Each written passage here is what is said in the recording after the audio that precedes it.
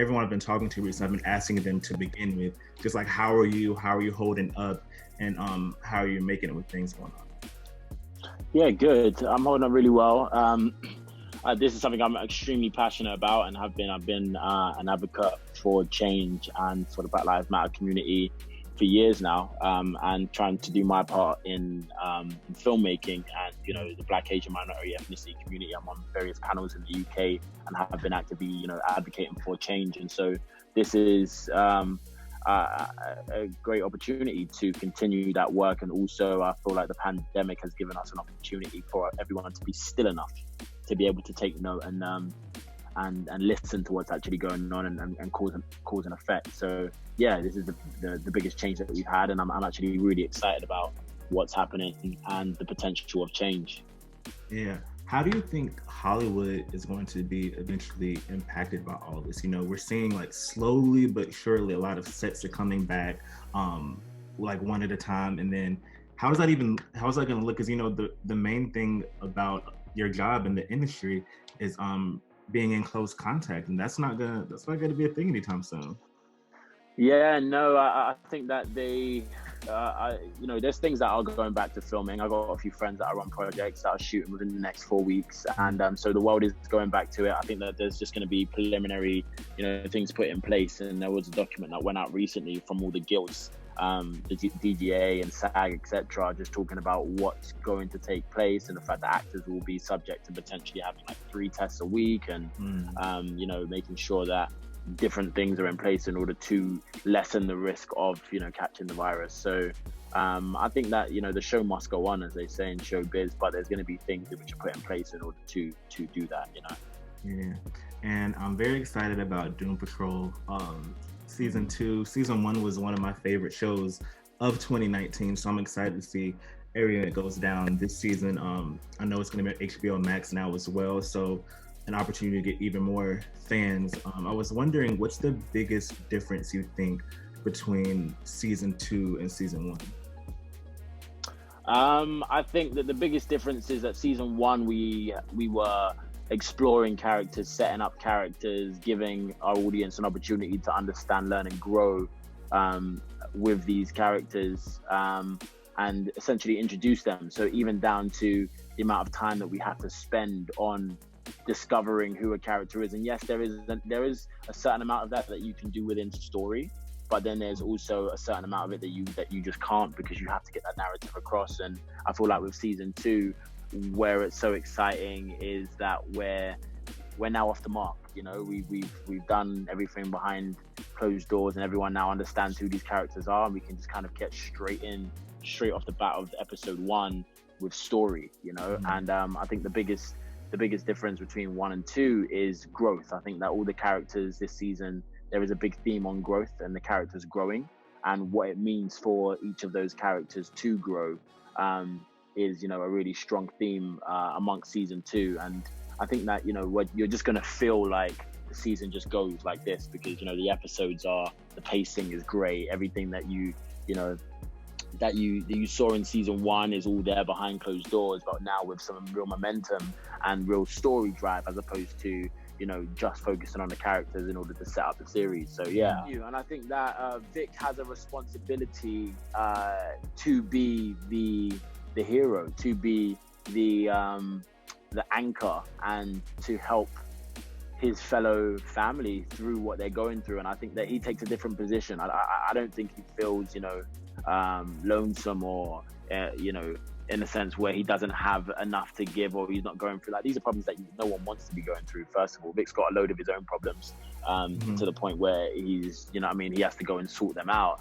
And I don't feel like Vic ever feels like he has less problems than anyone else. Vic's problem is very real and very big, and the reason why he's with the Doom Patrol in the first place is because of what he's doing. You know, you got to think about it. He stopped fighting crime and stopped doing what he's known for all those years in order to join the Doom Patrol, to explore and get something that he's yearning for.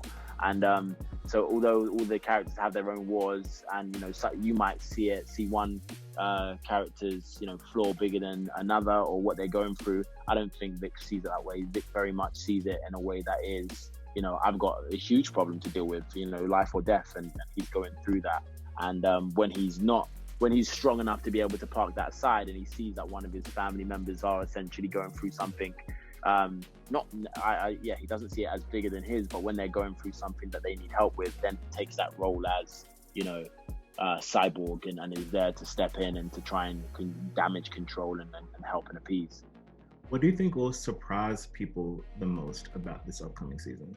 I think what will surprise people the most is the fact that we can get weirder and wackier. I think that season 1, was probably the weirdest and wackiest show, Absolutely. Most people have seen, or anyone definitely within the superhero world. And I will then even go as far to challenge that and say, TV show period, because of the world that we're in. And there is always that, even as an actor, and kind of putting that pressure on your writers to say, are we going to be able to deliver in the same sphere that we did in season 1? And they give you the first 3-4 scripts, and you're like, okay, I should never have said that. You guys are clearly wild. But I think the text and the comics and the material that we have lends to all of that. But yeah, I think the ability to go weirder and wilder, and I think the also just getting in straight into the story and the world of it all, how much there is to go in. And I would put a lot of it down to them pacing, because we're not focusing on the backstory so much, and we're driving. The show's really driven from the first episode. And one thing that I would highlight is Abigail's performance and her addition to the team, playing Dorothy is phenomenal. I think she was a huge asset to season 2, and essentially is our arc through season 2. And she was phenomenal, and her character and what it brought to the team is going to be something very surprising and very cool for our audience to watch. And outside of the show, I wanted to ask you right now, a lot of people, whether they're out protesting, trying to, make their voices be heard, a lot of people are trying to figure out what ways that they can make sure they're taking care of themselves and practicing self-care. And I wanted to know, for you personally, what are some ways that you practice self-care? For me, self-care, spirituality is a big thing for me. Staying very close to God, and meditation, prayer, looking after myself in terms of, in all those areas. I just mentioned spiritually, but also emotionally. I have a lot of conversations with my mum, and my mum is my rock, and has raised me to be the man that I am, and given me the mentality that I have, and so keeping that grounding around you. And then I think finally would be physically.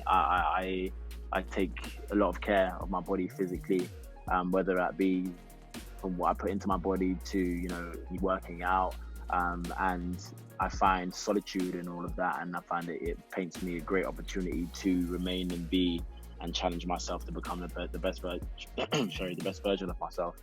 And although Hollywood is mostly shut down right now, there's still projects happening, things being put into motion.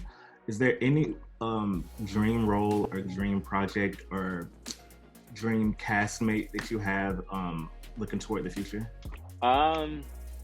Looking into the future, I think it's more storytelling for me. I think telling stories is a big thing for me, and I really want to just keep telling really strong stories that move people, stories that represent us as a Black community as well. I'm extremely passionate about, because there's not enough representation on screen and behind camera, and which is why there's no representation on screen, because our stories are not heard. And it's very cat in the box. There's 3 different genres in which you get when it comes to Black content, and that should never be the case. Color should never be a depiction of what is seen on screen, because as we know in our everyday lives, color means nothing. You see Black doctors, you see Black lawyers, you see Black nurses, Black politicians. We had a Black president, so it's like, come on, so that representation 100%.